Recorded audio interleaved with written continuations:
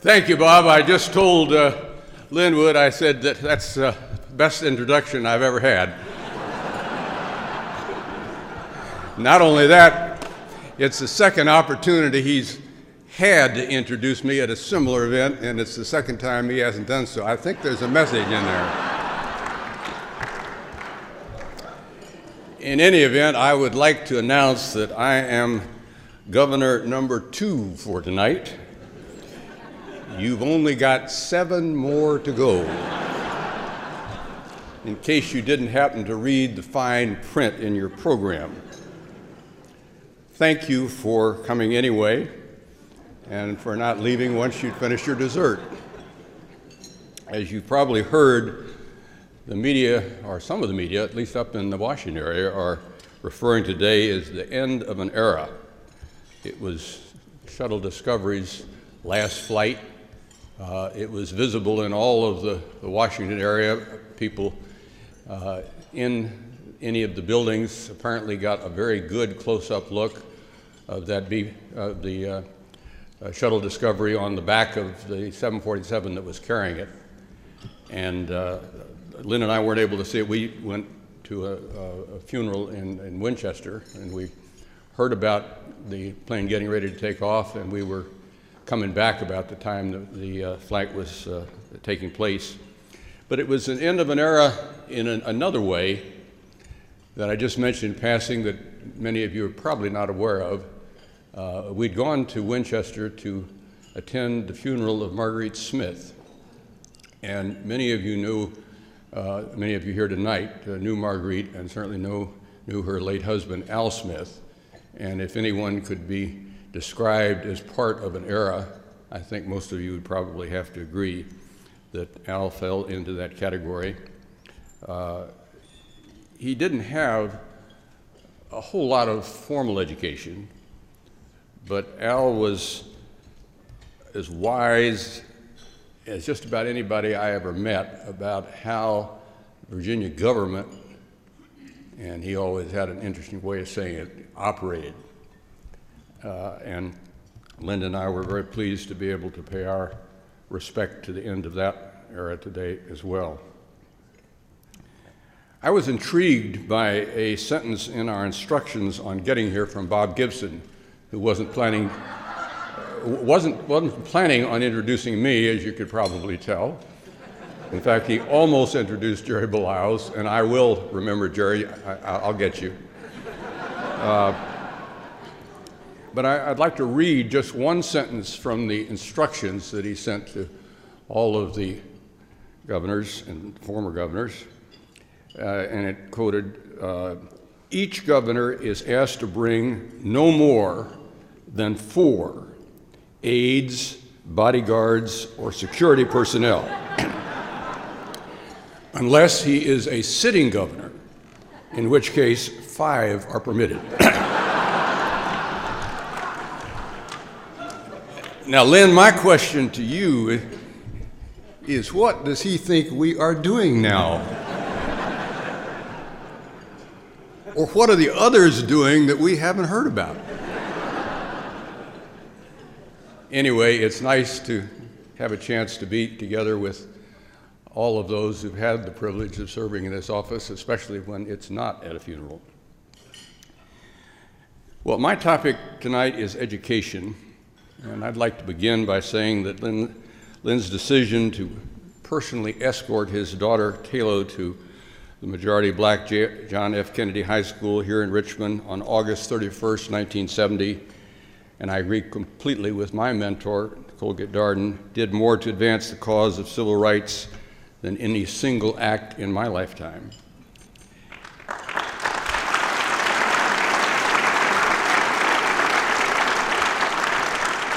And that photo that was on the front page of all of Virginia's newspapers and many of the national newspapers, including the New York Times, did more to advance the cause of equality in public education, a topic that I've been asked to talk about, than any other photo in my lifetime.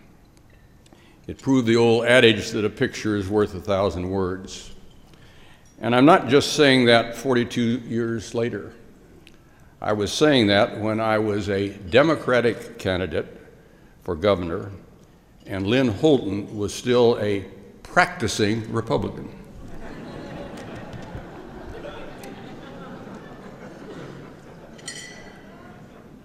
Well, why have I always put so much emphasis on education? Because I've always thought of education as the great equalizer, and it's an area where government can really make a difference. Now, Virginia has long had a reputation for some of its top colleges and universities around the country. But in the K through 12 area, we had some challenges. I started out when I was lieutenant governor by organizing and then chairing the Virginia Forum on Education, where we pulled together some of the top education leaders in the Commonwealth, including teachers, superintendents, and college presidents. I got to know who the innovators were and what was working and what wasn't working. And we focused on getting good teachers because we can all remember teachers who inspired us, and we can remember some who didn't. And if we wanted to get more of the former, we were going to have to compete with other professions like doctors and lawyers and engineers and business executives, all fields that were rapidly coming up and opening up to women at that particular point in our history.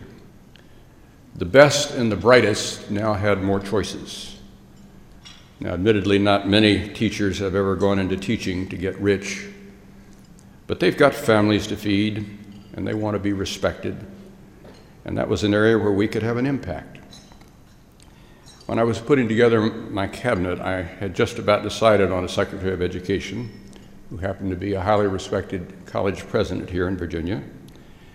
And I got a call from Edgar Shannon, then president of the University of Virginia, who was one of the people that I had asked to help me make suggestions and to vet, if you will, some of the people that might serve in a cabinet. And Edgar began by asking if I'd made a decision on Secretary of Education.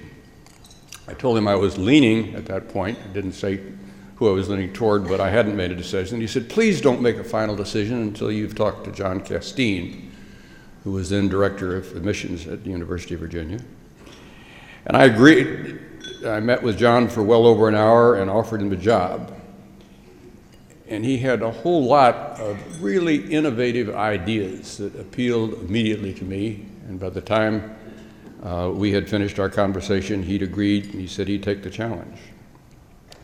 And for State Superintendent of Public Instruction, I asked Dr. John Davis, whom I'd gotten to know when he was Superintendent of Education for Fairfax County, and I had recommended him in 1979 to Governor Dalton for the position of State Superintendent of Public Education, and he had accepted that recommendation, and I had the privilege of reappointing him, and he did such a good job that Jerry Beliles asked him to serve for 4 more years. Jack Davis was a highly respected and universally liked and had a passion for improving educational opportunities for every child in Virginia, no matter what their circumstances. He was totally committed, and he was really an inspiration to work with. One of the goals at the top of our agenda was to make meaningful increases in teacher salaries. At that point, average teacher salaries in Virginia were scheduled or would have been 41st in the nation unless something fairly dramatic was done. So we developed a state budgeting technique that I called level funding, where I challenged all state agency heads to provide at least the same level of service in the next 2 years as they had in the last 2 years, without any increase in state funding for that period. And we actually entered into a contract. And in almost all cases, a couple of agencies did need a little more to do everything that they needed to be done. But what we did is took all of that inflation-adjusted difference, and inflation was a good deal more than it is today, and we brought that into the educational establishment for our teacher salaries. And for the first time ever, as far as I know, we were up to the national median and the highest in the South. we went ahead and took one of the recommendations from the Governor's Commission on Science and Technology and created the Center for Innovative Technology that many of you have seen, that kind of funny-shaped building up just by Dulles. We saw it today on our way back from Winchester. You may remember the little fight that we had. Hunter Andrews was leading the proponents and Buzz Emick was on the other side, and that it took a while before we finally got it. But it's there, and it's proven itself. We partnered with CBAF, the Continuous Electron Beam Accelerator Facility, located in Newport News, and they needed to have a world-class leader. And so Linda and I hosted a dinner in the Governor's Mansion for Dr. Herman Grunder and most of the high technology leaders and business leaders in the Commonwealth at that time to see if we could persuade him, and we were fortunate enough to do so. And that facility today is known as the Thomas Jefferson Federal Lab. We created several governor's schools, particularly for science and technology, including the nation's top high-tech school in the country. It's top ranked. Some of you saw the Washingtonian article saying America's best high school. I was pleased to be invited to the 25th anniversary of the formal founding of that school and to deliver a keynote. And we created other governor's schools, including one in Tidewater for the performing arts.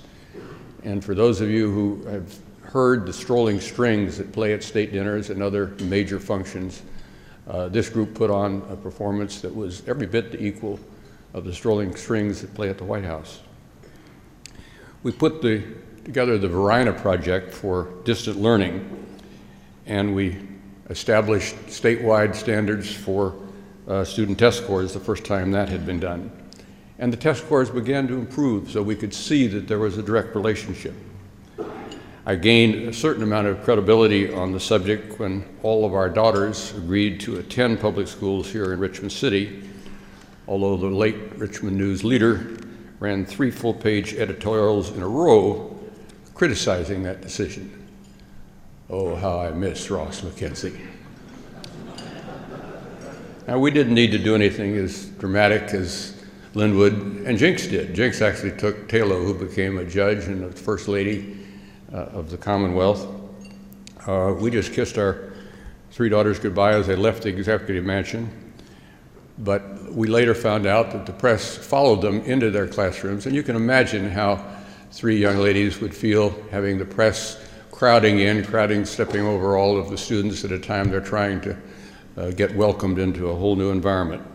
But they got good educations. They all went to top colleges, and they've all done very well.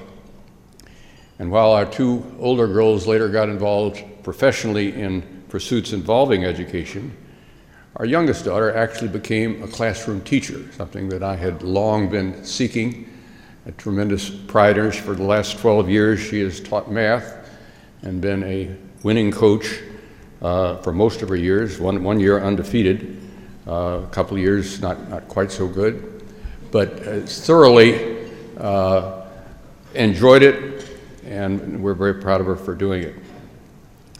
Well, I could go on talking about some of the challenges and rewards of working on education, and every governor that's here tonight could do the same, and I realize that.